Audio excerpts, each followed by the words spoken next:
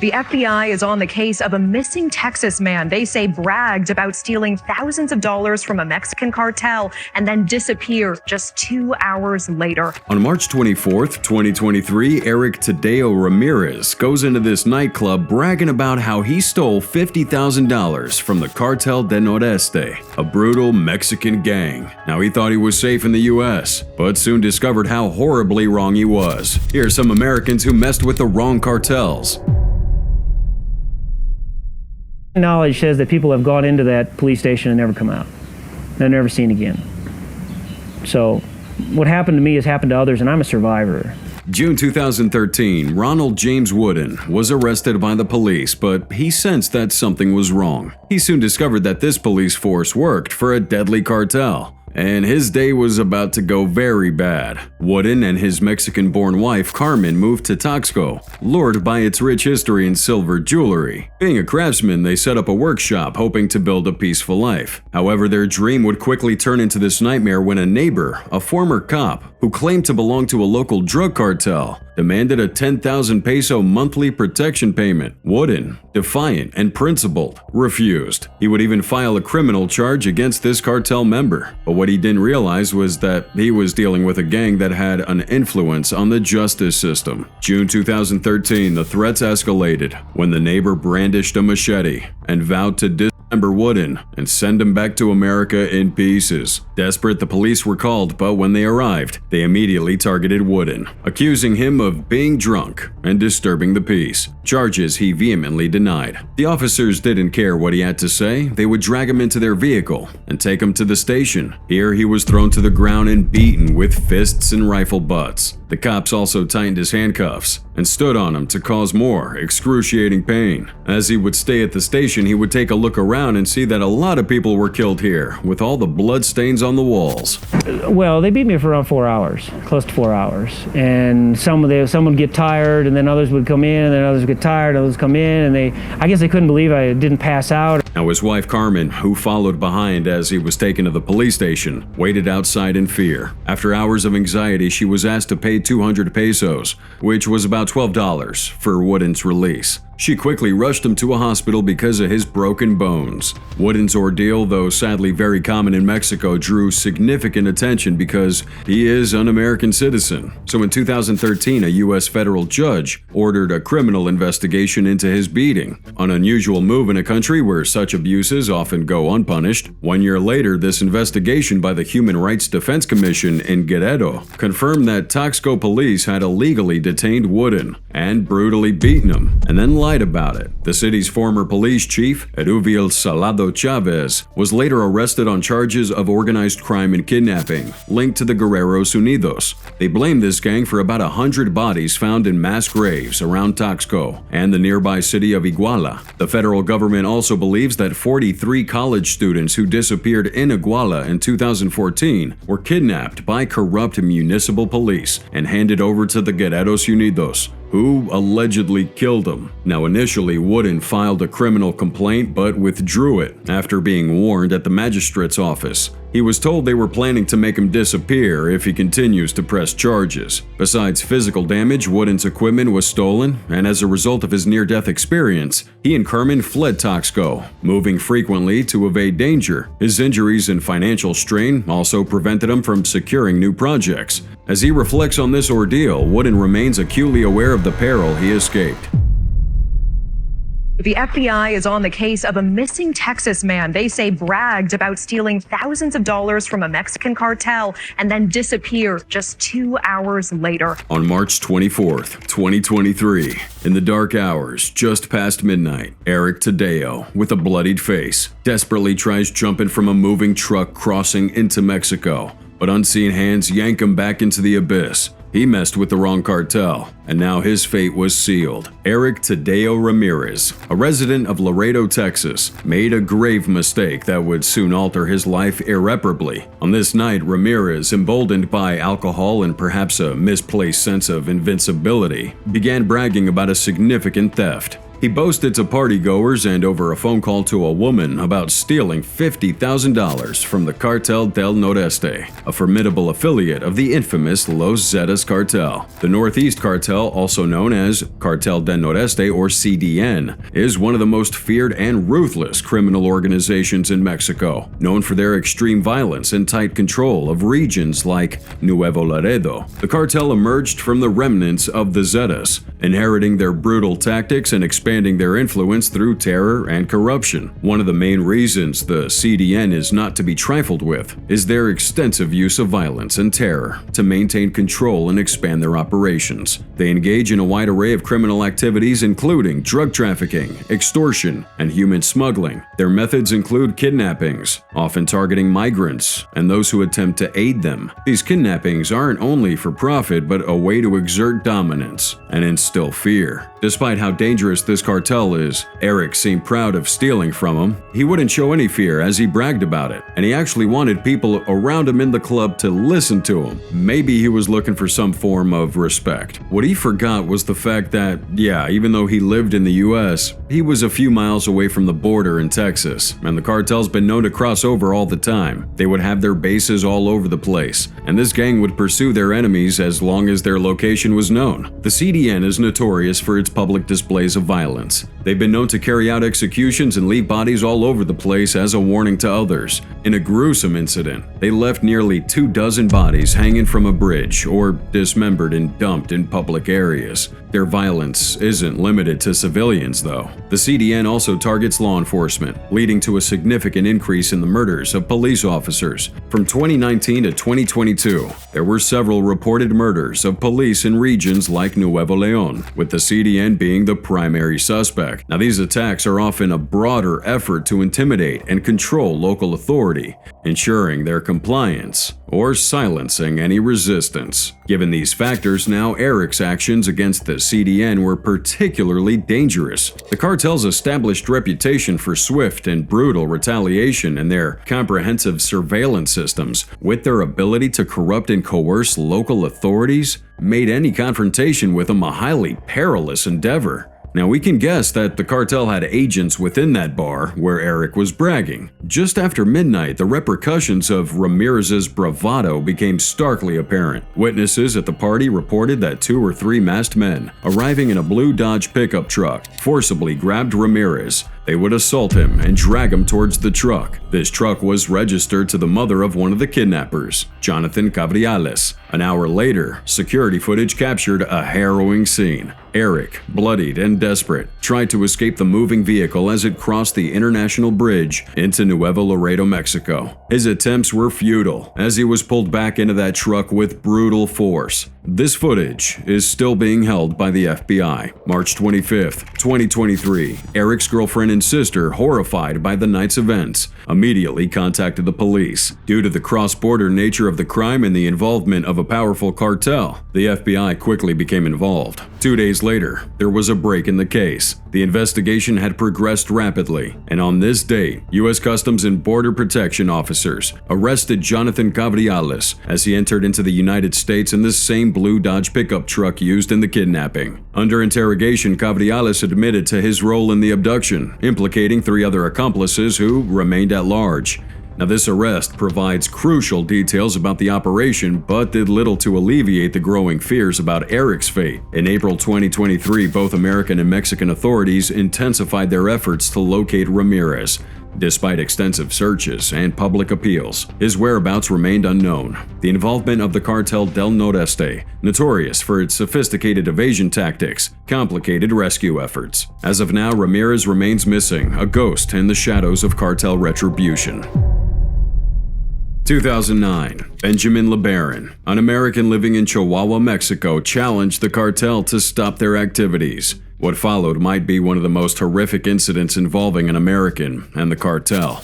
On Saturday, 18 vehicles drove the caravan of the Learon family. The Learon family is an American Mormon family, separated from the Church of the U.S. and moving into the northern part of Mexico where they had a ranch and a pecan farm. They never messed with any drug cartels that were prevalent in the area, and the cartel left the family alone. There was a code amongst criminal gangs in Mexico to never touch an American. It attracted too much attention, and these organizations didn't want that attention, especially not from U.S. authorities. So in 2008, a change came to this peaceful coexistence between the Learons and the cartel, when one of Benjamin's nephews got kidnapped by him and they demanded a ransom for $4 million.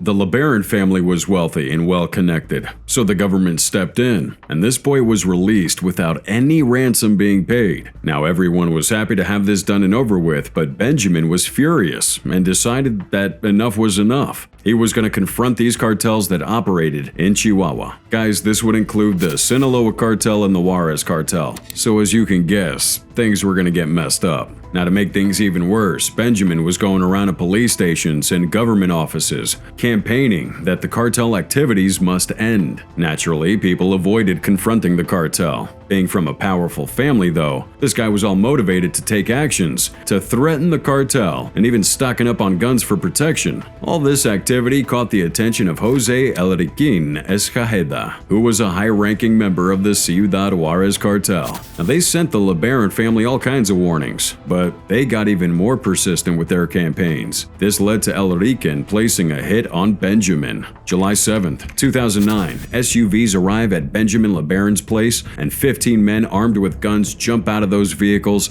and demand that he step out of that house. Eyewitnesses say they broke his nose, beat up the family, and even assaulted Mrs. Learon. There was a lot of screaming and commotion coming from the house, with people too scared to help out. An in-law of the Learon family, Louis Winmar, heard the calls for help and just couldn't resist and ran to the residence. Unfortunately, his action only put him in trouble. Louis and Benjamin were both captured and taken away to a spot that was 2 hours' drive outside of the town. Both men were beaten and shot execution style by the roadside, where their bodies would be discovered hours later. The death of Benjamin Learon was such a big deal that it was a headline in the local papers. Que era en venganza por la captura del general y su grupo. Esa es la razón del interrogatorio que este jueves hizo la PGR. In response, the police conducted raids and arrested several members of the cartel suspected to be involved in that kidnapping and assassination.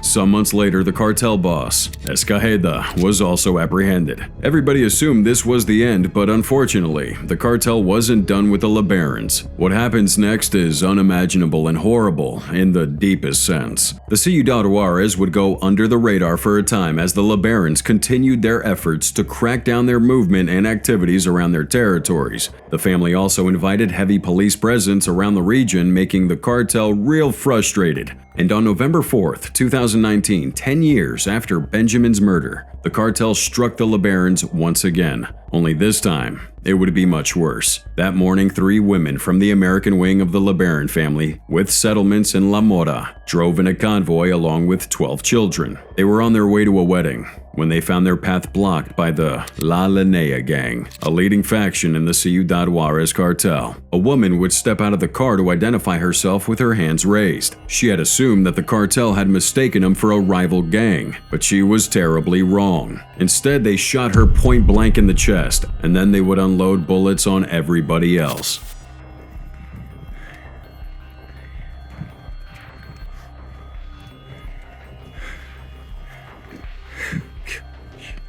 After the terrible incident, there were only 6 survivors who had various degrees of injury. Unfortunately, those attackers were never caught. It is, however, unlikely that this is the end for the Learons as they continue to push against the cartel to this day.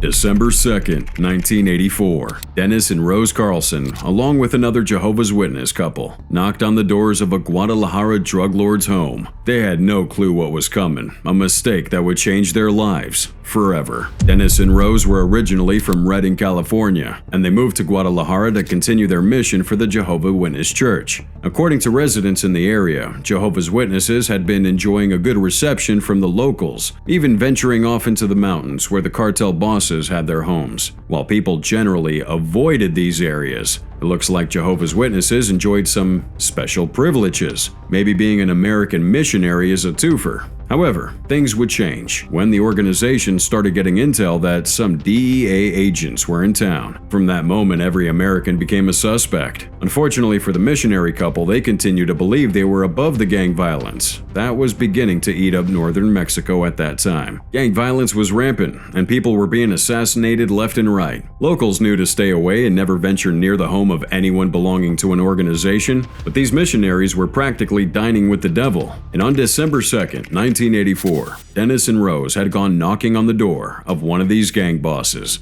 Ernesto Fonseca Carrillo. Inside, they met El Chapo. Now the cartel suspecting that the missionaries were actually spies. So Chapo, being a hitman at that time, beat him up until they were bloodied. Other members of the gang proceeded to molest the women. These people were in captivity for several hours while Guzman toyed with them as he cut them with a knife. But he would soon get tired of this game and march the four missionaries to a forest where he would then shoot them in the head with a 9mm Uzi before throwing their lifeless bodies into already dug out graves. To date, the bodies of these missionaries have not been found. During the 80s, the four Jehovah's Witnesses would be the first of 7 Americans who were killed by the cartel's senseless murders. Back in the US, the news had reached the families of the victims. The gory details of this incident made Norm Carlson, the dad of Dennis, determined to get justice for his son and the other victims. Without pausing to think, he went straight to Mexico, only for him to get in trouble with the police in Guadalajara, who ordered that he be locked up at the station. Now, what Norm didn't know is that the police was working for the cartel, and they had in fact informed the cartel about Norman snooping around for information about the missionaries. The police soon picked up Norm and beat him up while in custody. They also told him to stop asking questions about the deaths. And luckily, he was allowed to go after he promised to cooperate. Now that should have been the end of that case, but this investigation into the kidnapping and murder of another American, a DEA agent named Enrique Camarena, opened up the case once again. His sentence in the killing of DEA agent Kiki Camarena. The Department of Justice says 14 Mexican service members died. April 4th, 1985. Drug lords Rafael Caro Quintero, Ernesto Fonseca, and Miguel Angel Felix Gallardo were captured for their involvement in the murder of the Christian couples and were sentenced to jail.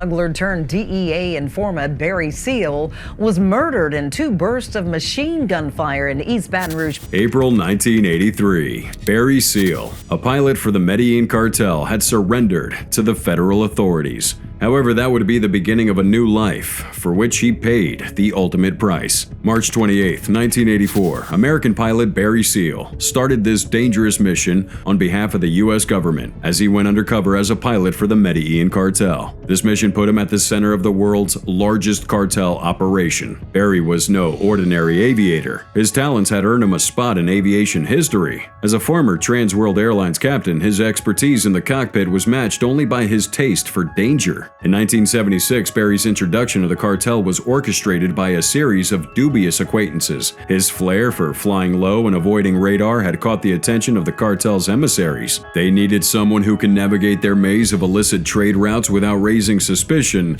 and Barry was their man. The first few flights were seamless. Barry transported cocaine from Colombia to the U.S. with an efficiency that impressed even his hardened employers. With each trip, he earned their trust. But Barry was playing a dangerous game. The Medellin cartel, led by the ruthless Escobar, was notorious for their brutal retribution against anyone who would cross them. In the 1980s, Pablo, the notorious Colombian drug lord, amassed an unprecedented fortune during the height of his power. At his peak, this man was worth $30 billion, a staggering wealth resulting in a dominance over the Medellin cartel, which supplied approximately 80% of the global cocaine market. That immense fortune made him one of the richest men in the world at the time, outstripping many legitimate businessmen. In 1981, Seal reportedly earned up to $500,000 per flight, transporting thousands of kilos of cocaine from Colombia to the U.S. This guy was making millions a month and had developed a flamboyant lifestyle he was willing to risk his life to continue enjoying. The sheer volume of cocaine he transported was staggering. Certain times he could take 10 to 15,000 kilos per trip. That immense flow of narcotics definitely fueled the drug culture and addiction crisis in the US during that era. April 1983. Barry's life took a dark turn as he got caught in a web of lies, spun by multiple government agencies after he surrendered to the authorities. The DEA, CIA, and NSA had a vested interest in the activities of the Medellin cartel. They saw Barry as a pawn, a tool to infiltrate their operations and gather intelligence. The pressure mounted, and the millions he was making a month didn't make things any better. Now Barry was torn between two worlds. He was supposed to be working for the US government, but was more interested in making money with the cartel. Who wouldn't be? Pablo Escobar was one of the richest men in the world at that time, and was willing to pay handsomely for Barry's services. Now during this period, Barry's flights became increasingly dangerous, because the cartel's trust in him was equal only to their suspicion. One slip could mean death. On one occasion, a routine flight nearly ended in catastrophe when Colombian military forces, tipped off by rival cartels, attempted to intercept his plane. Barry's skills saved him, but it was a subtle reminder of the tightrope he was walking.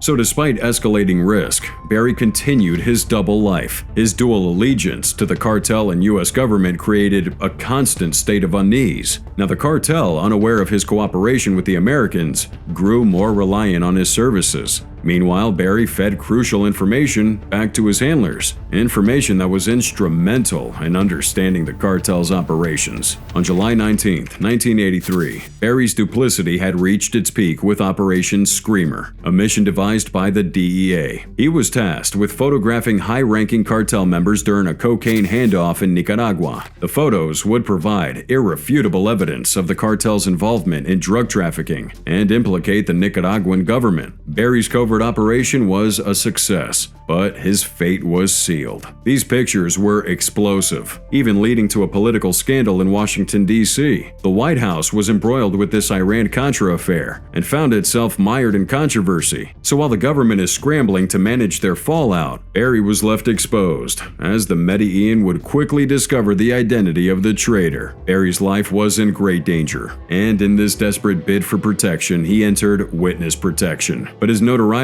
made him impossible to hide. Following the conviction of the people in his damning pictures for which he was the main witness, Barry only got years of probation in return for the excellent but deadly service he rendered to the U.S. authorities. He was then assigned to the Salvation Army's Community Treatment Center in Baton Rouge. However, the final days of Barry Seal were marked by paranoia and dread, as he knew the cartel was still after him. His fear would only increase, knowing that their reach was long and unrelenting. On February 19, 1986, Barry was gunned down in Baton Rouge by assassins sent by the Medellin cartel just 3 weeks into his probation. And put it on YouTube. But this is where Barry Seal was assassinated, here at the Salvation Army in Baton Rouge, Louisiana. Shortly after that assassination, authorities arrested 3 men in connection to the murder: Miguel Velez, Bernardo Vasquez, and Luis Carlos Quintero Cruz. These individuals were linked to the Medellin cartel and were found to have entered the U.S. with false identities.